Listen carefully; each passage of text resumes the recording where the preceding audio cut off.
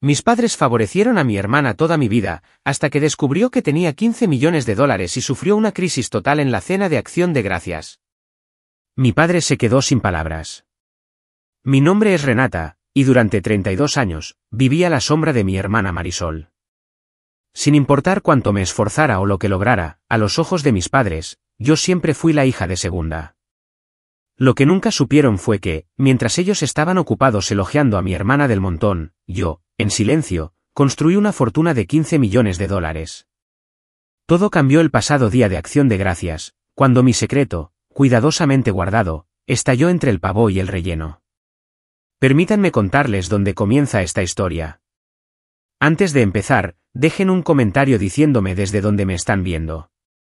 Denle al botón de me gusta y suscríbanse si el drama familiar les llega al alma. Y prepárense para el momento que dejó a mi padre completamente sin palabras. Creciendo en un suburbio de Boston, nuestra familia de clase media parecía de postal desde fuera. Mi padre, Arturo, trabajaba como perito de seguros, mientras que mi madre, Beatriz, era maestra de tercer grado en la escuela primaria local. Vivíamos en una modesta casa de estilo colonial de 4 dormitorios, con un jardín delantero bien cuidado y un columpio en el patio trasero. Pero dentro de esas paredes, la dinámica familiar era de todo menos equitativa. Desde el momento en que mi hermana Marisol nació 2 años antes que yo, ella fue la hija predilecta. Tengo recuerdos muy vivos de hojear los álbumes de fotos familiares, donde Marisol tenía libros enteros dedicados a sus primeros pasos, sus primeras palabras, y su primer día de jardín de infantes.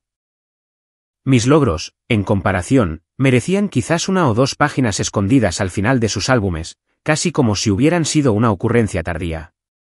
El favoritismo se manifestaba en innumerables pequeños detalles que, con los años, se acumulaban como pequeños cortes de papel. Cuando Marisol empezó a tomar clases de baile a los 6 años, mis padres asistieron a cada recital, sentándose en primera fila con flores y tomando docenas de fotos. Transformaron nuestro salón en un santuario para su danza, con trofeos y fotos expuestas de forma prominente. El verano que gané la Feria de Ciencias Estatal a los 12 años, ellos se saltaron la ceremonia porque Marisol tenía una competencia de baile el mismo día.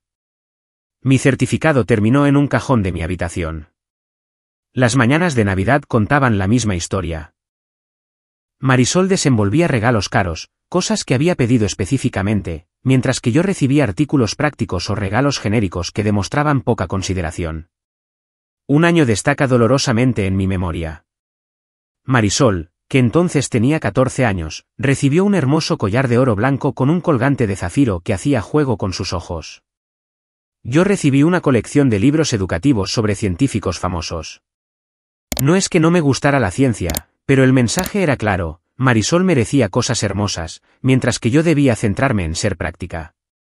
Incluso la forma en que nuestros padres nos disciplinaban difería drásticamente.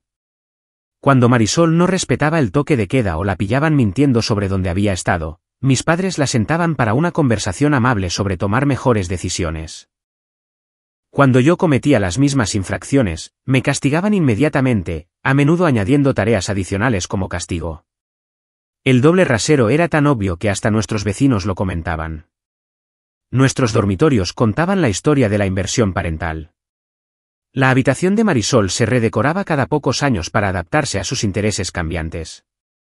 Primero, fueron las bailarinas, luego las estrellas del pop, y después un sofisticado refugio para adolescentes con un tocador y un lujoso asiento junto a la ventana. Mi habitación mantuvo las mismas paredes de color amarillo pálido y los muebles básicos desde la escuela primaria hasta la graduación del instituto. Cuando pedí pintar mis paredes de azul oscuro en 8º grado, mi madre respondió: no tenemos dinero para cambios innecesarios en este momento. 2 semanas después, sorprendieron a Marisol con una renovación completa de su habitación.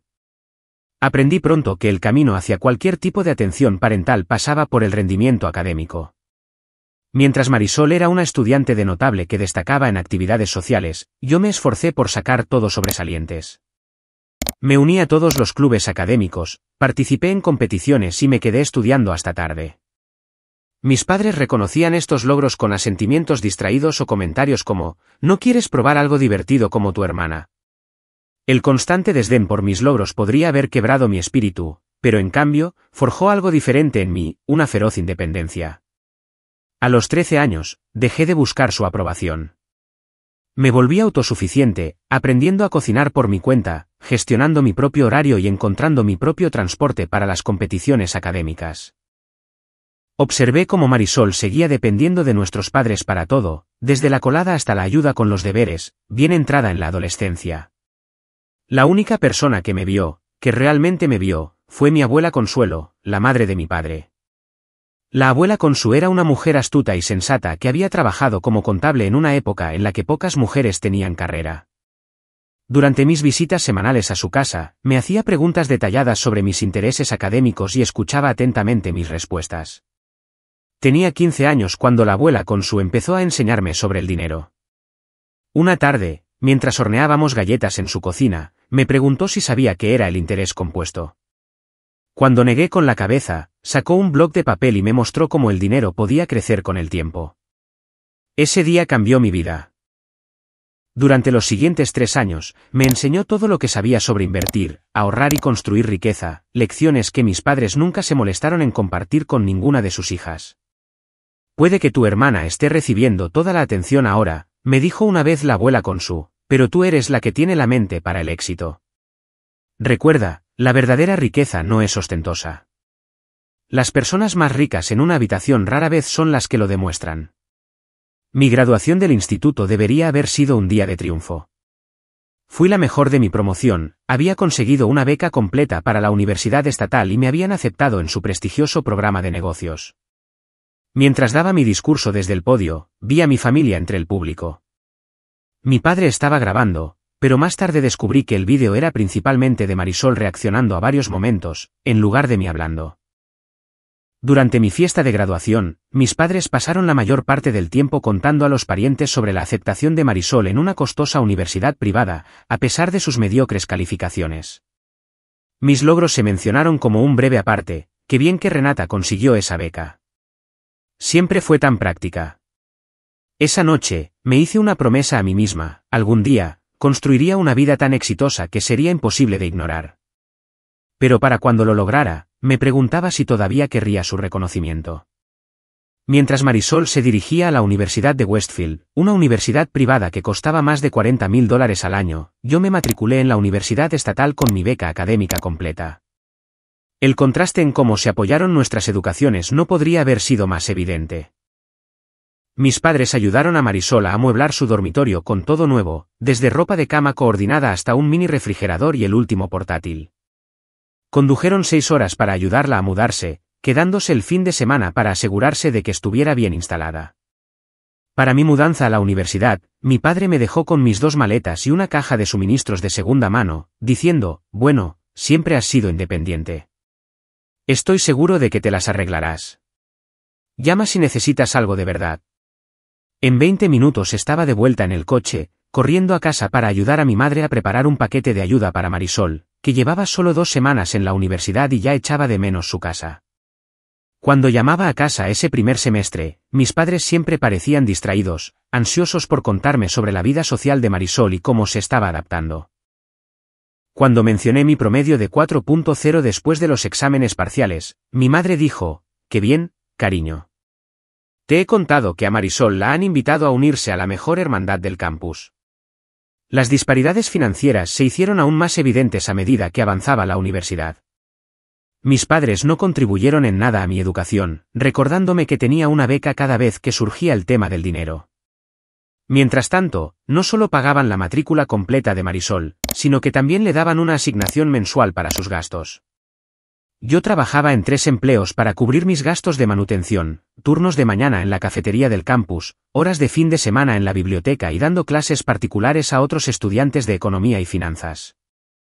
A pesar de mi apretado horario de trabajo, mantuve unas calificaciones perfectas y empecé a destacar en mis clases de negocios.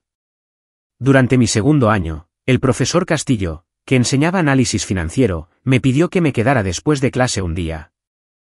Señorita Reyes, dijo, apoyándose en su escritorio, llevo 25 años enseñando, y rara vez veo el tipo de aptitud para los mercados financieros que usted posee. ¿Ha considerado a dónde quiere llevar este talento? Esa conversación marcó un punto de inflexión. El profesor Castillo se convirtió en el mentor que siempre había necesitado, presentándome a contactos de la industria y recomendándome para prácticas competitivas. El verano después de mi tercer año, conseguí un puesto en Maxwell Investments, trabajando directamente bajo su director de estrategia. Mientras Marisol pasaba ese verano de mochilera por Europa con el dinero de nuestros padres, yo trabajaba 60 horas a la semana, absorbiendo todo lo que podía sobre estrategias de inversión y análisis de mercado. Durante mi último año de universidad, la abuela Consu falleció inesperadamente de un derrame cerebral. Su muerte me devastó de una manera que mis padres no pudieron entender. Mientras ellos la veían simplemente como familia, yo había perdido a mi campeona, mi mentora y la única persona que había creído plenamente en mi potencial. Un mes después del funeral, recibí una carta del abogado de la abuela Consu. Me había dejado $50.000, todos los ahorros de su vida. Mis padres se sorprendieron, ya que esperaban que su modesta herencia se dividiera equitativamente entre todos los miembros de la familia. Deberías considerar compartir eso con tu hermana, sugirió mi padre durante la cena. Marisol está pensando en hacer un posgrado, y ese dinero podría ayudarla mucho. Lo miré con incredulidad. ¿Dejó la abuela Consu este dinero a Marisol? No, pero la familia debería apoyarse mutuamente, intervino mi madre. Tu hermana tiene sueños caros, y tú siempre te las has arreglado bien por tu cuenta. Por primera vez en mi vida, me negué rotundamente. Esta es mi herencia de la única persona que apoyó mis metas, dije. Y la voy a usar exactamente como ella hubiera querido. Invertí cada céntimo de esa herencia usando los principios que la abuela Consu me había enseñado. Se convirtió en el capital inicial de lo que finalmente se convertiría en mi fortuna. Después de la graduación, acepté un puesto en Blackstone Financial, en su división de mercados emergentes. Mi salario inicial era modesto para los estándares de Nueva York, pero la oportunidad de crecimiento era sustancial. Vivía en un pequeño estudio con 3 compañeras de piso, no gastaba nada en lujos e invertía el 50% de cada sueldo. Durante esos primeros años de carrera, me gané la reputación de detectar oportunidades de inversión que otros pasaban por alto. Mientras mis colegas se centraban en los mercados tradicionales, yo investigaba tecnologías emergentes y empresas de energía sostenible antes de que se convirtieran en sectores de inversión de moda. A los 26 años, había ahorrado lo suficiente para tomar un riesgo calculado. Dejé Blackstone y fundé mi propia firma de inversión, RRW Strategic Partners. El nombre era intencionadamente neutro, para no anunciar que una mujer joven estaba al mando. Me centré en un nicho específico, identificar empresas infravaloradas con tecnologías innovadoras y un fuerte liderazgo femenino. Mi primer gran éxito llegó cuando invertí fuertemente en una startup de biotecnología liderada por una mujer que había desarrollado una revolucionaria herramienta de diagnóstico. Cuando la empresa fue adquirida al año siguiente, mi inversión inicial se multiplicó por 10. A los 27 años, mi patrimonio neto había superado el umbral del $1.000.000, aunque nadie en mi familia tenía ni idea. Me mudé a un apartamento cómodo pero no ostentoso en Nueva York y limité mi contacto con mi familia a visitas en festivos y llamadas telefónicas ocasionales. Durante estas interacciones, mis padres continuaron con su patrón de toda la vida. Marisol, que había saltado entre trabajos de marketing y ganaba un salario perfectamente normal, era elogiada sin cesar por su creatividad y sus contactos sociales. Mi carrera apenas se reconocía.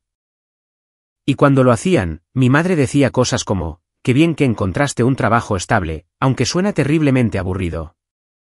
En las reuniones familiares, los parientes le hacían a Marisol preguntas detalladas sobre su vida, mientras que yo recibía preguntas genéricas sobre si estaba saliendo con alguien. Cuando mencioné que a mi empresa le iba bien, la conversación rápidamente volvió a Marisol, que estaba emocionada planeando un viaje a Bali que nuestros padres estaban financiando parcialmente, a pesar de que ella ya tenía 30 años en ese momento. Dejé de intentar compartir mis éxitos y en su lugar creé una versión ficticia de mi vida para el consumo familiar. Trabajaba en un empleo financiero normal, con un horario normal y un salario normal. Era más fácil que explicar la verdad y ver cómo sus ojos se perdían o, peor aún, que de repente se interesaran por mi vida solo por el dinero.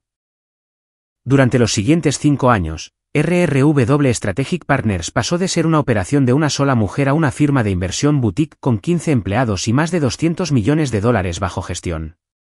Mi estrategia de inversión combinaba un análisis cuidadoso con la asunción de riesgos calculados. Desarrollé un algoritmo que identificaba empresas con sólidos fundamentos pero con precios de acciones temporalmente deprimidos debido a sobrereacciones del mercado. Uno de mis mayores éxitos provino de invertir fuertemente en empresas de almacenamiento de energía renovable justo antes de que importantes cambios políticos hicieran explotar el sector. Otro golpe de suerte fue identificar un patrón en la adopción de tecnología de consumo que me llevó a invertir en 3 empresas poco conocidas que posteriormente fueron adquiridas por gigantes tecnológicos. A los 30 años, mi patrimonio neto personal había alcanzado los $5 millones. A los 32, esa cifra se había triplicado a $15 millones, situándome firmemente en el 1% de los estadounidenses de mi edad. Poseía un impresionante apartamento en Manhattan con ventanales de suelo a techo con vistas a Central Park, veraneaba en resorts exclusivos y podía permitirme cualquier cosa que quisiera. No es que gastara de forma extravagante, las lecciones de mi abuela sobre la riqueza discreta se me habían quedado grabadas. Sin embargo, para mi familia, seguía siendo simplemente Renata, la que trabaja en finanzas. Mantuve cuidadosamente esta ficción a través de varias estrategias. Tenía un teléfono aparte para las llamadas familiares. Nunca publiqué sobre mi éxito empresarial en las redes sociales. Cuando visitaba la casa de mis padres, conducía un Toyota alquilado en lugar de mi Tesla. Llevaba ropa sencilla sin marcas de diseñador, me recogía el pelo en una coleta y usaba un maquillaje mínimo para reforzar la imagen de alguien centrado en el trabajo en lugar del éxito. Tenía múltiples razones para mantener este elaborado engaño. Primero, temía que si mis padres se enteraban de mi riqueza, inmediatamente me pedirían dinero, no para ellos, sino para Marisol. A lo largo de nuestras vidas adultas, habían seguido apoyándola económicamente cada vez que enfrentaba dificultades, desde ayudarla con las fianzas de sus apartamentos hasta rescatarla cuando acumulaba deudas de tarjetas de crédito. Segundo, y quizás más importante, no quería que de repente me valoraran solo por mi dinero después de haber sido ignorada toda mi vida. ¿Qué diría de nuestra relación si el éxito financiero fuera lo que finalmente me ganara la atención y la aprobación que se me habían negado? La idea me revolvía el estómago. Finalmente, años de negligencia emocional me habían vuelto protectora con mis logros. Mi éxito era solo mío, construido sin su apoyo ni su aliento. Una parte profunda y herida de mí no quería compartirlo con las personas que nunca habían creído en mí. En Nueva York, vivía una vida completamente diferente. Formaba parte de los consejos de administración de startups tecnológicas, aparecía en publicaciones de negocios y asistía a exclusivos eventos de la industria.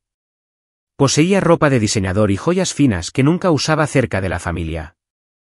Salía con hombres exitosos que entendían la ambición y el impulso. Mis dos vidas nunca se cruzaban, y me volví experta en cambiar de una a otra. La Navidad pasada ofreció un ejemplo perfecto de esta actuación. Volé a casa por 3 días, llevando regalos de precio modesto y vistiendo vaqueros y jerseys sencillos. Durante la cena, mis padres elogiaron el reciente ascenso de Marisol a gerente senior de marketing en una empresa local, un puesto que probablemente pagaba menos de lo que yo gastaba anualmente en viajes de negocios. «¿No es maravilloso?», dijo mi madre, apretando la mano de Marisol. Y le dieron una bonificación de $5.000. Asentí y sonreí, sin mencionar que yo había donado 50 veces esa cantidad a una iniciativa de programación para niñas la semana anterior. Cuando mi padre me preguntó por mi trabajo, di una respuesta deliberadamente vaga sobre proyectos que iban bien, lo que le llevó a decir, bueno, mientras estés estable, eso es lo que importa. No todo el mundo necesita escalar en el mundo corporativo. Me había acostumbrado tanto a esta dinámica que ya casi no me molestaba. O eso me decía a mí misma. Pero eso cambió cuando conocí a Javier, un exitoso arquitecto con su propia firma.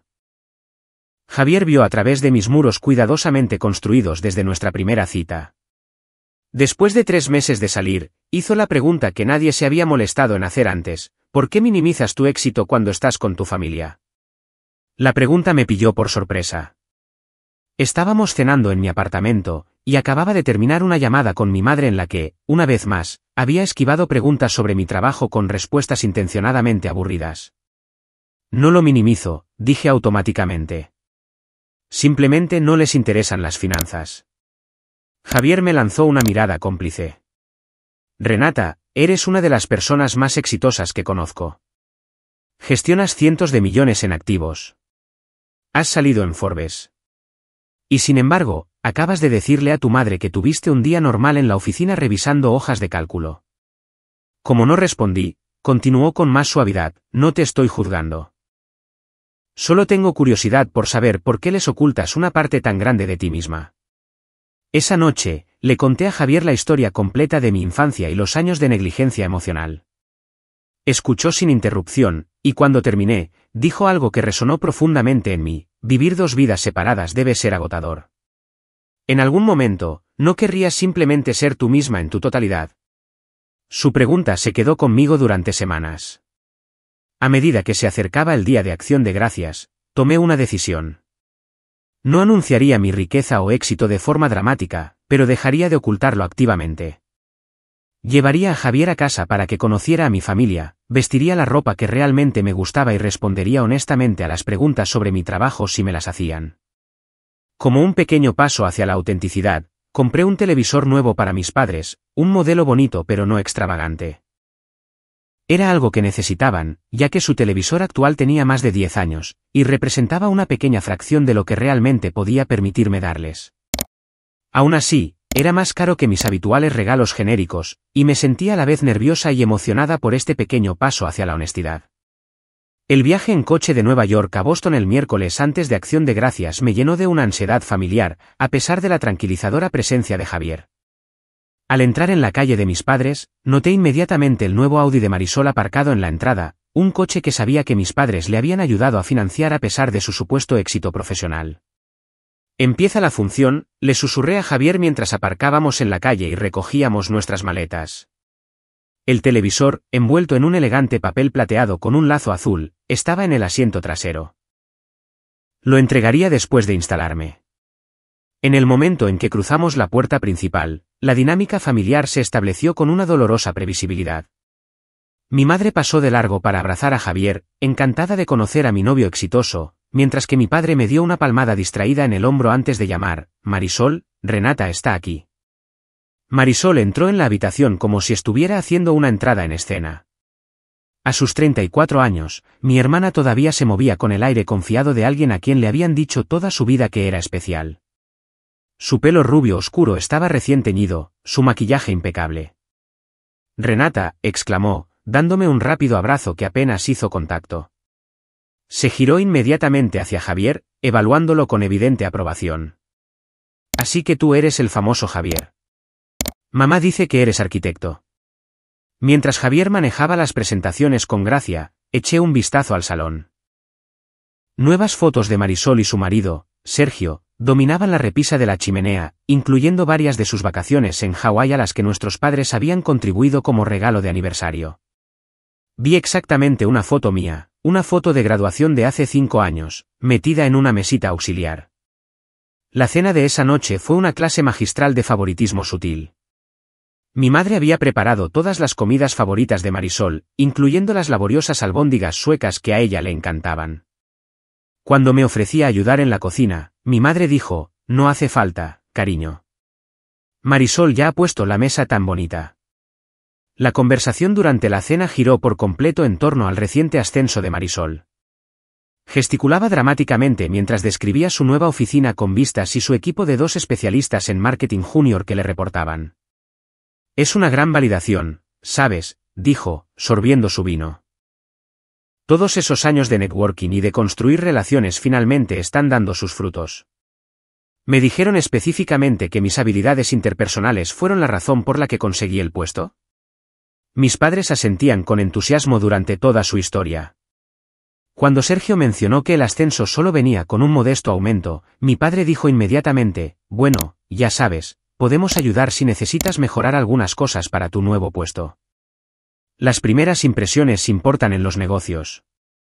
Nadie preguntó por mi trabajo hasta el postre, cuando mi madre se dirigió a mí y dijo: ¿y cómo va tu trabajo, Renata? ¿Sigues con lo de las hojas de cálculo? Antes de que pudiera responder, Marisol intervino. Ella no sabría qué hacer con un ascenso de todos modos, se rió. ¿Recuerdas cómo siempre odiaba ser el centro de atención? Es más feliz detrás de un escritorio. Más tarde esa noche, descubrí que a Javier y a mí nos habían asignado la pequeña habitación de invitados con el sofá-cama lleno de bultos, mientras que Marisol y Sergio se quedaron con la suite de invitados principal, con la cama de matrimonio y baño privado. Cuando se lo mencioné a mi madre, pareció genuinamente confundida por mi objeción. Marisol y Sergio están acostumbrados a un cierto nivel de vida, explicó. Y ya sabes que tu hermana tiene problemas de espalda. Además, tú siempre has sido menos exigente con el alojamiento. Esa noche, mientras Javier y yo intentábamos ponernos cómodos en el viejo sofá-cama, él susurró, ¿siempre son así? En realidad, se están portando mejor porque estás tú aquí, respondí, solo medio en broma. A la mañana siguiente, el día de Acción de Gracias, escuché una conversación que confirmó que nada había cambiado a pesar de mi éxito como adulta. Bajaba por el pasillo cuando oí mencionar mi nombre en la cocina. Me detuve justo fuera de la vista.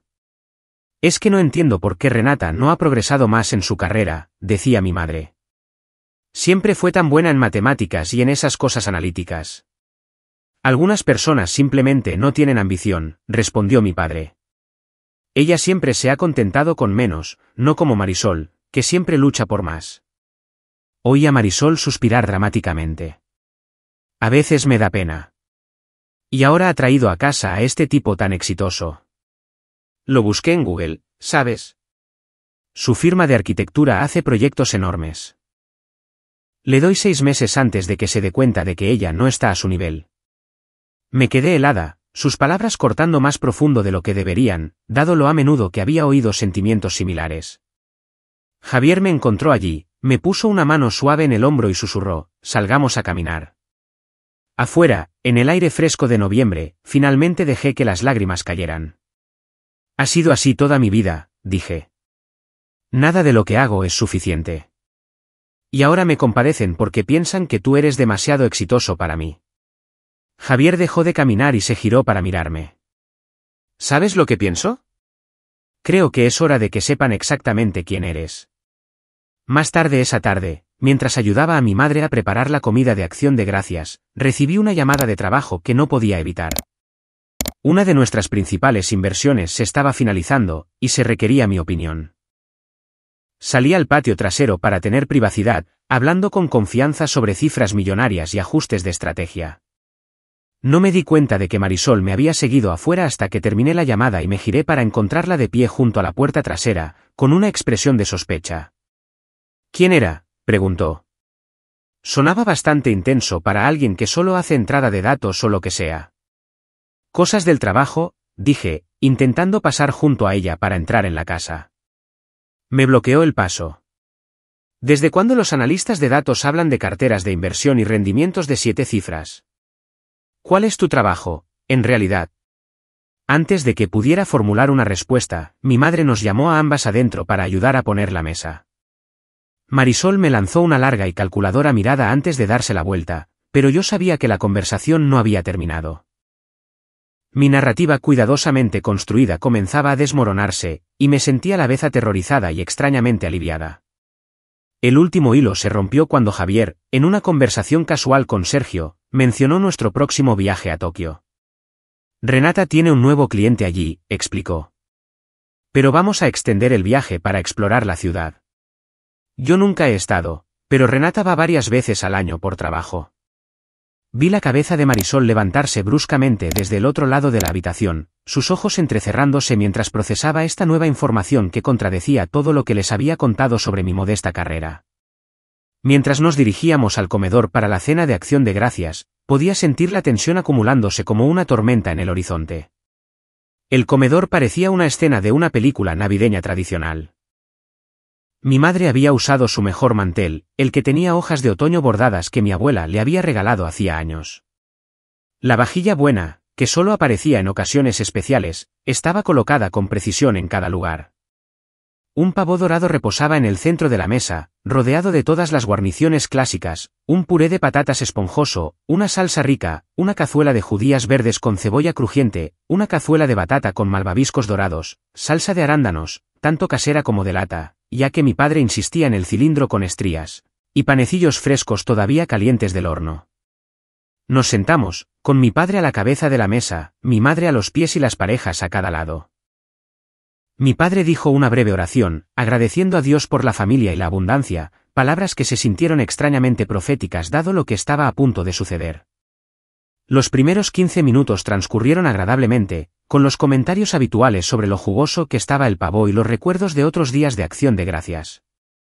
Mi madre dirigió la mayoría de sus preguntas a Marisol y Sergio, preguntándoles sobre sus planes para renovar la cocina y si todavía estaban considerando formar una familia pronto. Marisol acaba de cumplir 34, todavía tiene mucho tiempo, dijo mi madre, apretando la mano de mi hermana. Pero los nietos serían una gran bendición. Nadie mencionó que yo tenía 32 años y también podría estar considerando la planificación familiar. Javier me miró por encima de la salsa de arándanos y me dedicó una sonrisa de aliento. A medida que el hambre inicial se satisfacía y los platos se rellenaban, mi padre se dirigió a Javier con genuino interés. Así que, cuéntanos más sobre esa firma de arquitectura tuya. Tu sitio web parece impresionante. ¿Qué tipo de proyectos sueles manejar? Mientras Javier describía la reciente renovación de un museo que su firma había completado, me escabullí para recoger el televisor envuelto del coche. Al volver al comedor, coloqué el gran paquete contra la pared y me uní de nuevo a la mesa. ¿Qué es eso?, preguntó mi madre, notando el regalo. Solo un detallito para ti y papá, dije, tratando de sonar casual. Un regalo de Navidad adelantado, pero pensé que podrían disfrutarlo para los partidos de fútbol de las fiestas. Cuando la cena terminó, les llevé el paquete a mis padres. Parecían sorprendidos, ya que mis regalos solían ser pequeños y prácticos, libros o utensilios de cocina que costaban menos de $50.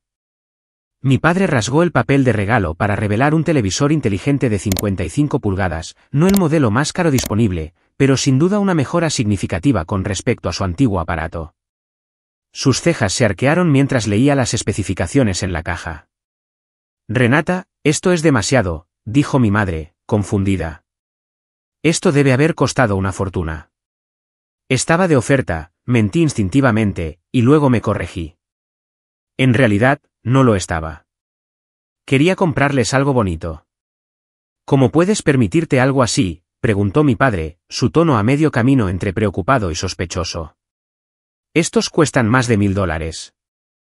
Me va bien en el trabajo, dije con cuidado. Marisol, que había estado examinando la caja con los ojos entrecerrados, sacó su teléfono. El número de modelo era visible en el paquete, y me di cuenta con una sensación de hundimiento de lo que estaba haciendo. $1500, anunció después de una búsqueda rápida. Renata, eso es más que el alquiler de un mes para algunas personas. ¿Desde cuándo puedes permitirte regalos así con un salario de analista de nivel medio? Sentí la mano de Javier en mi rodilla debajo de la mesa, una muestra silenciosa de apoyo. Respirando hondo, decidí adentrarme en la verdad, tanteando el terreno. En realidad, me ha estado yendo muy bien en el trabajo, comencé. Mi empresa se ha expandido significativamente en los últimos años, y ahora estoy en un puesto de liderazgo. ¿Liderazgo?, resopló Marisol. La Navidad pasada, nos dijiste que seguías haciendo el mismo trabajo con el que empezaste. Simplifiqué las cosas, admití. La verdad es que soy dueña de mi propia firma de inversión. Y tenemos bastante éxito. Un silencio confuso cayó sobre la mesa. Mi padre me miraba como si hubiera empezado a hablar un idioma extranjero. Mi madre miró a Marisol como buscando su interpretación de esta información. ¿De qué estás hablando?, exigió Marisol. Nunca has mencionado ser dueña de una empresa. Mientras se desarrollaba esta incómoda conversación, los pulgares de Marisol estaban ocupados en su teléfono. Me di cuenta de que me estaba buscando en Google. Y a diferencia de años anteriores, no había hecho ningún esfuerzo por pedir a las publicaciones profesionales que usaran mi segundo nombre o evitaran las fotografías en perfiles recientes. El color desapareció del rostro de Marisol mientras miraba su pantalla. Luego, en un movimiento repentino que nos hizo saltar a todos, golpeó su teléfono contra la mesa y se levantó. Renata Reyes, CEO de RRW Strategic Partners, leyó desde su pantalla, su voz subiendo de tono con cada palabra. Una firma de inversión boutique que gestiona más de $200 millones en activos. Aparece en la edición 2030 Under 30 Minutos de Forbes en Finanzas, nombrada una de las mujeres más influyentes en los negocios de Nueva York el año pasado. Levantó la vista de su teléfono, su rostro contraído por la incredulidad y una rabia creciente. ¿Todos estos años has estado qué? Siendo rica en secreto mientras nosotros luchábamos para pagar la hipoteca, y yo tenía que rogar a mamá y papá por ayuda con el préstamo del coche. Permanecí tranquila, aunque mi corazón latía con fuerza. No es un secreto exactamente. Simplemente no es algo que discutiera con la familia. No es algo que discutieras, Marisol estaba casi gritando ahora. Nos dejaste pensar que eras una oficinista cualquiera mientras aparentemente vales. Volvió a mirar su teléfono, y sus ojos se abrieron aún más. ¡Oh, Dios mío! 15 millones de dólares. El comedor quedó en completo silencio. Mi padre estaba congelado, con el tenedor suspendido a medio camino de su boca, completamente sin palabras. Mi madre emitió un pequeño sonido ahogado y alcanzó su vaso de agua con una mano temblorosa. 15 millones de dólares, repitió Marisol, su voz ahora un susurro peligroso. Todos estos años, mamá y papá me han estado ayudando mientras tú estabas sentada sobre una fortuna. ¿Cómo puedes ser tan egoísta? La injusticia de esta acusación finalmente rompió mi compostura. Egoísta, respondí, mi voz serena pero intensa. ¿Qué he sido egoísta? Sí, egoísta. Marisol estaba en plena crisis, caminando de un lado a otro junto a la mesa. ¿Sabes lo que podríamos haber hecho con ese dinero? Sergio y yo hemos querido comprar una casa durante años. Mamá y papá tuvieron que tocar sus ahorros de jubilación para ayudarnos con gastos básicos, y tú simplemente estás acaparando millones. Mis padres todavía estaban en estado de shock, incapaces de intervenir mientras su hija predilecta continuaba su diatriba. ¿Cuánto tienes exactamente?, exigió Marisol. ¿Son realmente 15 millones? ¿Más? Y nunca has ofrecido ayudar a tu familia. ¿Qué clase de persona te hace eso? Javier empezó a hablar, pero le puse la mano en el brazo. Esta era mi batalla. ¿Qué clase de persona me hace eso?, repetí, levantándome lentamente. Déjame decirte exactamente qué clase de persona soy, Marisol. Soy la clase de persona que fue ignorada toda su vida por su propia familia. Soy la hija cuyos logros académicos fueron ignorados mientras tus recitales de baile eran tratados como producciones de Broadway. Soy la hermana que recibía ropa usada mientras tú tenías marcas de diseñador, que recibía libros educativos por Navidad mientras tú tenías joyas. Me giré hacia mis padres, cuyas expresiones habían pasado del shock a una incipiente e incómoda comprensión. Soy la hija que trabajó en 3 empleos en la universidad mientras ustedes pagaban la matrícula completa de Marisol y le daban dinero para sus gastos, continué. Soy la hija cuyo discurso de graduación apenas vieron porque estaban demasiado ocupados filmando las reacciones de Marisol. Soy la persona que construyó una empresa multimillonaria desde cero sin apoyo, sin aliento y sin una sola palabra de orgullo de ninguno de ustedes. Sergio miraba su plato, claramente avergonzado. Mi madre tenía lágrimas corriendo por su rostro. Mi padre todavía no había hablado, su boca ligeramente abierta como si las palabras estuvieran atascadas en algún lugar de su garganta. Y ahora, dije, mi voz firme a pesar de la emoción que me recorría, ahora que han descubierto que tengo dinero, de repente soy interesante. De repente, soy lo suficientemente importante como para ser reconocida. ¿Qué dice eso de nuestra familia? Marisol pareció momentáneamente aturdida por mi respuesta, pero se recuperó rápidamente. Esto no se trata de celos infantiles y mezquinos, Renata, espetó. Se trata de la obligación familiar básica. Nos lo debes. No le debo nada a nadie, repliqué. El dinero que tengo, lo gané con mi propio trabajo duro y mis decisiones estratégicas. Así como la atención que recibiste toda nuestra vida fue algo que nunca tuviste que ganar. Simplemente se te dio. Eso es completamente diferente, gritó Marisol, su rostro enrojecido de ira. Mamá y papá solo estaban siendo padres. Por supuesto que estaban orgullosos de mí, pero el dinero de verdad, eso es algo que se comparte con la familia. ¿Cómo compartiste la atención y el amor de tus padres conmigo?, pregunté en voz baja. Mi madre finalmente encontró su voz. Renata, nunca quisimos hacerte sentir menos querida, dijo débilmente. Simplemente pensamos que Marisol necesitaba más apoyo. Tú siempre fuiste tan capaz, tan independiente. Fui independiente porque tenía que serlo, respondí. Fui capaz porque nadie más iba a hacer las cosas por mí. Mi padre finalmente habló, su voz un susurro. 15 millones de dólares, susurró. ¿Cómo es eso posible? Hice inversiones inteligentes, dije simplemente. Empezando con los 50.000 dólares de la abuela que ustedes querían que le diera a Marisol para su posgrado. Marisol no había terminado. Entonces, ¿qué pasa ahora?, exigió. ¿Vas a ayudar a tu familia o seguirás siendo egoísta? A Sergio y a mí nos vendría bien una entrada para una casa.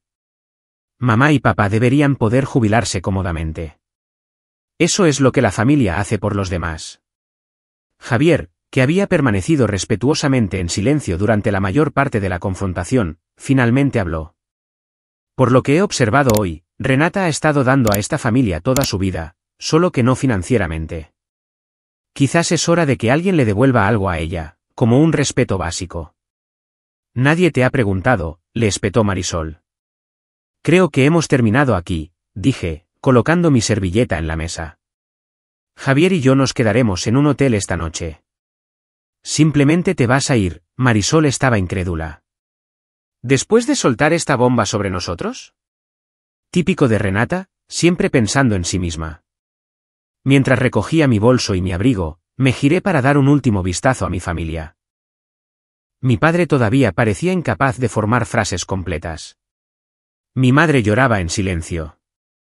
Sergio parecía querer desaparecer bajo la mesa, y Marisol estaba de pie con los puños apretados, años de derecho chocando contra la repentina comprensión de que su hermana ignorada la había superado de la manera más tangible que la sociedad mide el éxito. La cena de acción de gracias había terminado. El pavó estaba a medio comer, el pastel de calabaza sin tocar. Mientras Javier y yo caminábamos hacia la puerta, oí a Marisol llamarme, esta conversación no ha terminado, Renata. No puedes simplemente esconder tu dinero de tu familia y pretender que está bien. Pero yo ya estaba saliendo al aire fresco de noviembre, sintiéndome más ligera de lo que me había sentido en años. La habitación del Hotel Marriott se sentía como un santuario después de la explosiva cena. Javier pidió servicio a la habitación mientras yo me sentaba al borde de la cama, alternando entre ataques de risa aliviada y momentos de incredulidad silenciosa.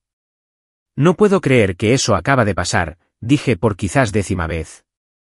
¿Viste la cara de mi padre? Nunca en 32 años lo había visto sin palabras.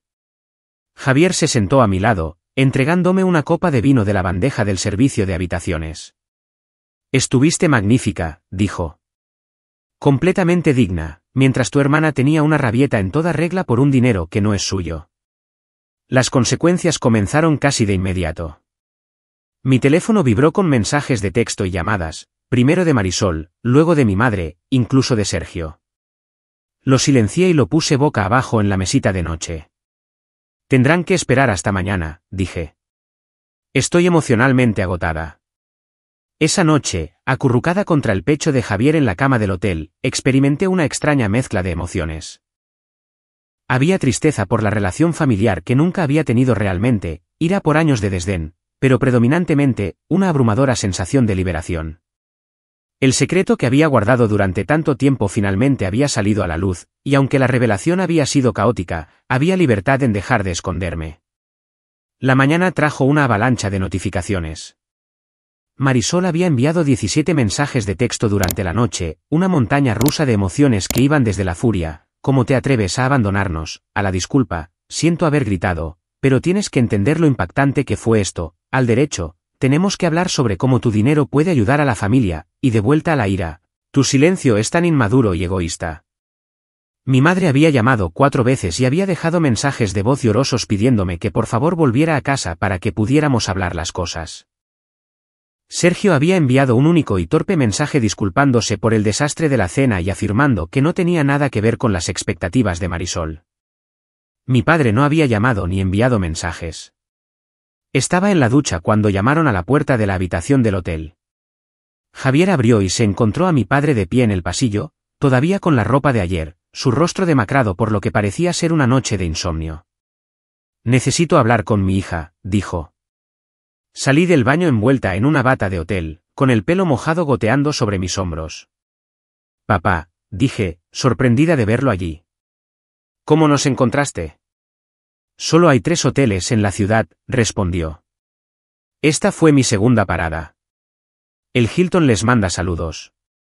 El intento de humor no cuajó en la tensa atmósfera. Javier se excusó para ir a buscar café al vestíbulo, dándonos privacidad. Mi padre se sentó pesadamente en la silla del escritorio mientras yo me acomodaba en el borde de la cama. Durante casi un minuto completo, no dijo nada, solo se miró las manos. 15 millones de dólares, dijo finalmente, sacudiendo la cabeza. Todavía no puedo asimilarlo. No se trata del dinero, papá, dije en voz baja. Él levantó la vista, sus ojos enrojecidos y cansados. Lo sé, respondió, sorprendiéndome. Se trata de cómo te tratamos, de cómo siempre te hemos tratado. El simple reconocimiento me pilló desprevenida.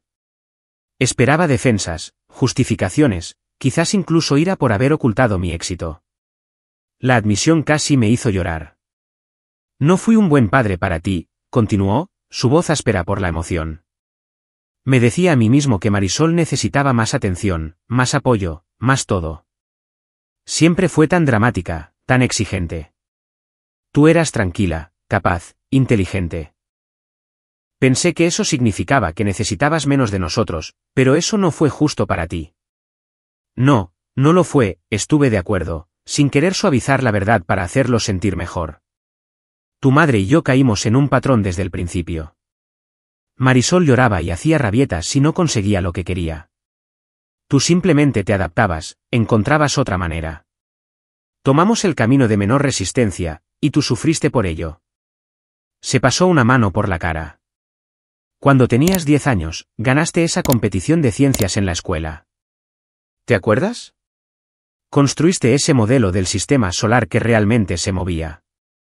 Estaba tan orgulloso, pero nunca te lo dije. Tuvimos que irnos temprano porque Marisol estaba aburrida y montando una escena. Lo recordaba. Había pasado semanas en ese proyecto, calculando cuidadosamente las distancias relativas y los tamaños de los planetas, construyendo un motor de un kit para hacerlos girar.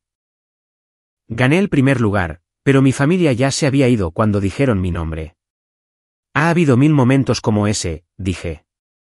1000 veces en que mis logros fueron ignorados mientras se celebraba la mediocridad de Marisol. Hizo una mueca, pero no discutió. Tienes razón.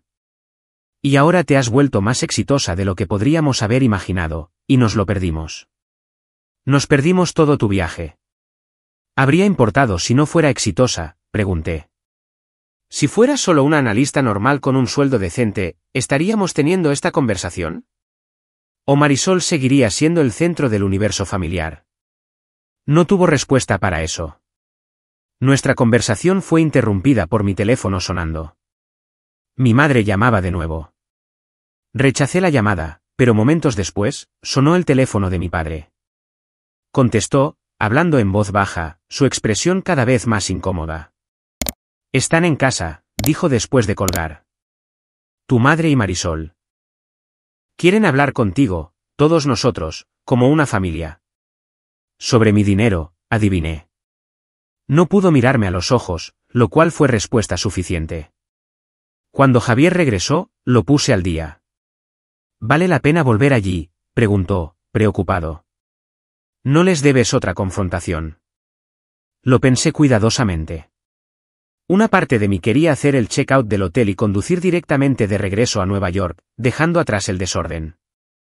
Pero otra parte, la que había pasado toda una vida buscando el reconocimiento de mi familia, quería una resolución. Creo que necesito terminar esto, dije. Establecer límites de una vez por todas. De vuelta en casa de mis padres, encontré a mi madre y a Marisol esperando en el salón. Mi madre se apresuró a abrazarme, pero yo retrocedí, manteniendo la distancia. Hablemos, simplemente, dije. Marisol había estado llorando claramente, su maquillaje corrido y sus ojos hinchados, pero la tensión de su mandíbula me dijo que estaba lejos de aceptar la situación. Quiero disculparme por cómo reaccioné ayer, comenzó, su voz controlada. Fue un shock, descubrir que mi hermana es secretamente rica mientras nosotros hemos estado luchando. Te he visto aceptar el apoyo familiar durante toda tu vida adulta, repliqué. Matrícula de la universidad, ayuda con el alquiler, pagos del coche, vacaciones. Incluso ahora, a los 34, esperas que mamá y papá subsidien tu estilo de vida. Yo nunca pedí ni recibí un céntimo. Eso es diferente, insistió. Me ofrecieron esa ayuda porque me quieren. ¿Y porque yo no la necesitaba, no merezco el mismo amor?, pregunté.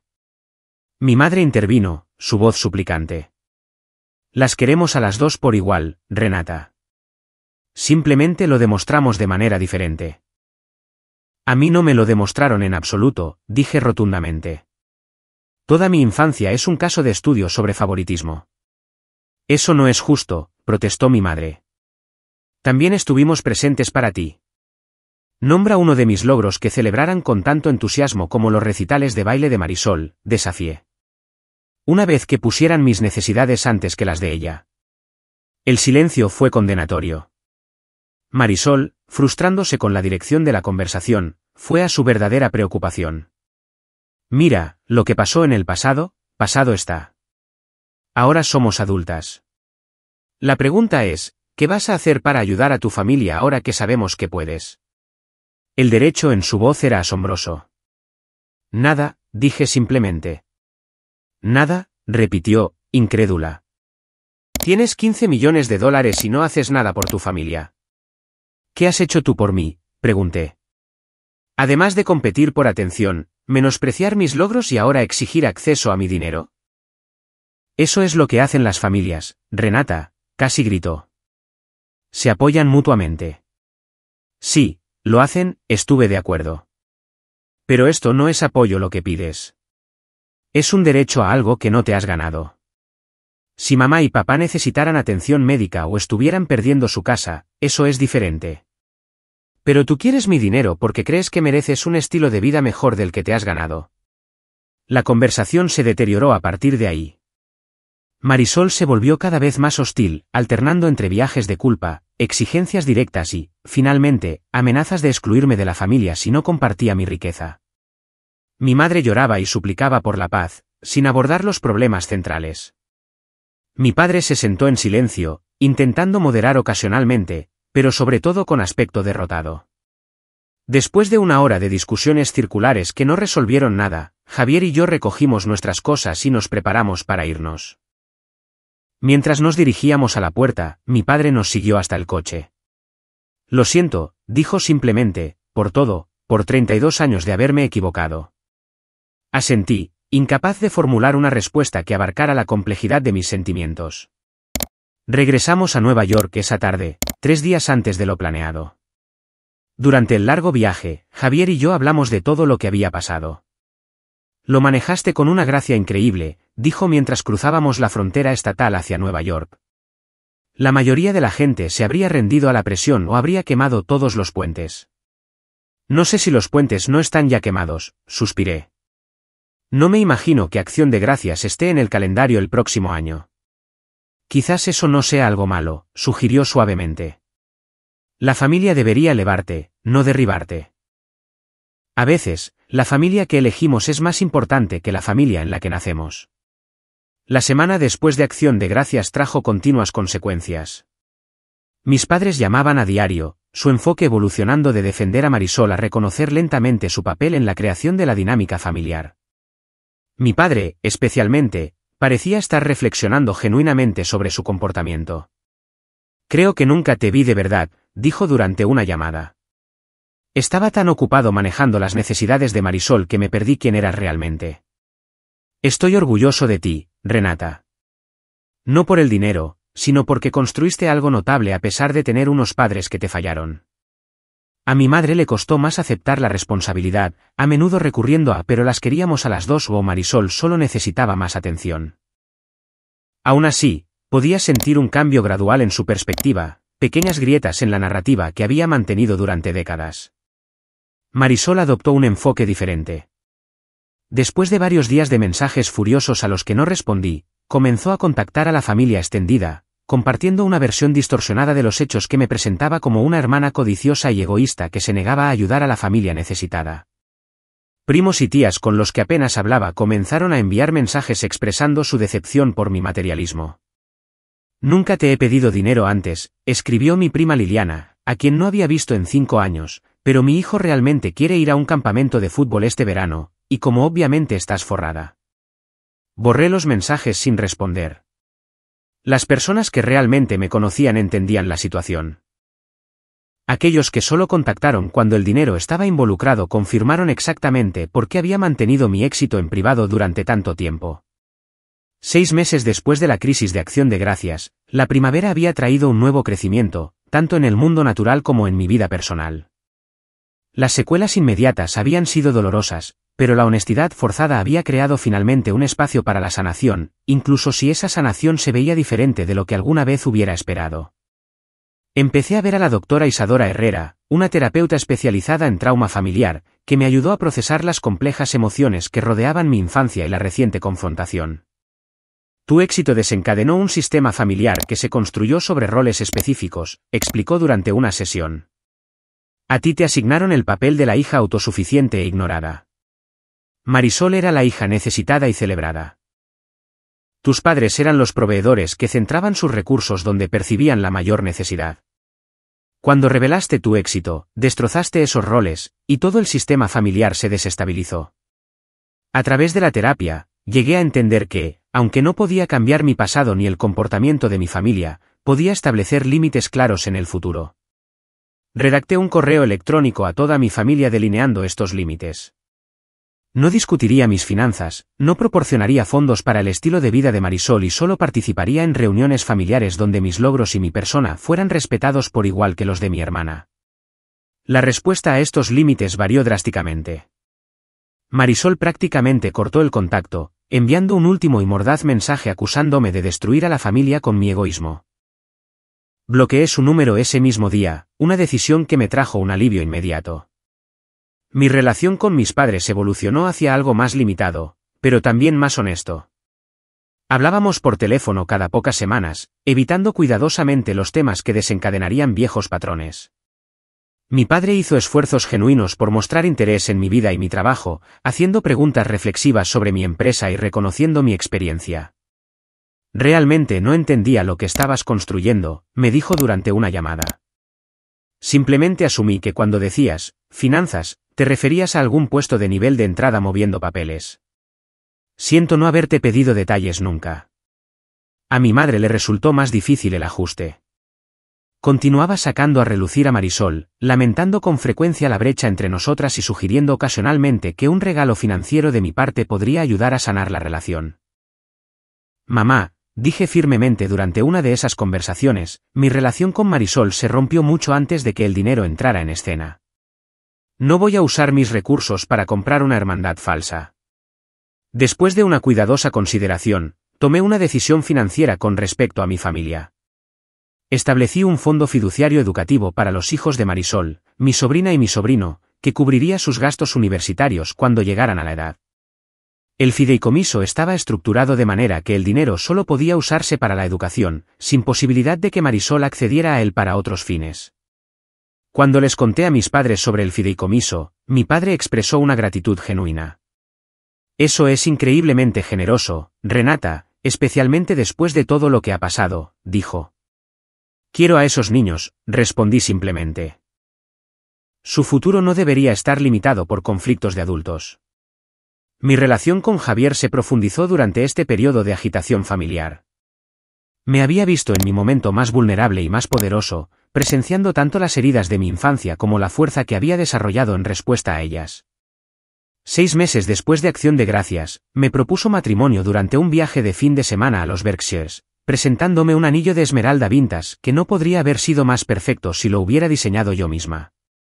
¿Crees que tendremos hijos algún día?, preguntó mientras estábamos en la cama esa noche, mi cabeza en su pecho, el nuevo anillo captando la luz de la luna que entraba por la ventana.